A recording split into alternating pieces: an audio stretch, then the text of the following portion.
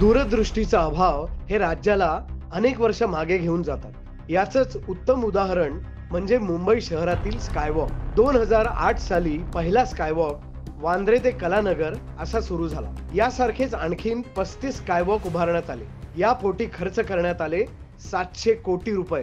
त्यावेळी महाराष्ट्रावर राज्य करत होते काँग्रेस आणि राष्ट्रवादी सरकार।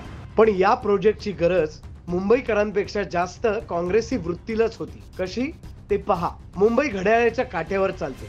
वेळेशी स्पर्धा करायची असेल तर तसे शस्त्र सुद्धा हवे। स्कायवॉक करा असं सांगत सरकारने चक्क मुंबईकरांचा वेळ आणि पैसा दोन्ही गिळंकृत केला। आता 700 कोटींचा हिशोब काँग्रेस आणि तत्कालीन राष्ट्रवादी देणार का? घाईच्या वेळी इतक्या पायऱ्या चढून इच्छित स्थळ गाठण्यापेक्षा लोकांनी पब्लिक ट्रान्सपोर्टला प्राधान्य दिलं। लोकांच्या अभावी हे स्कायवॉक गर्दुल्ल्यांचे आणि गुन्हेगारीचे ठिकाण झाले।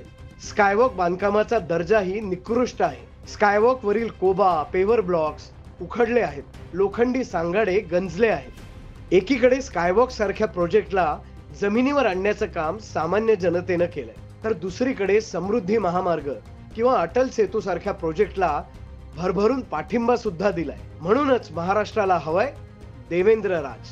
विरोध करणं हा तर विरोधकांचा नाईलाज।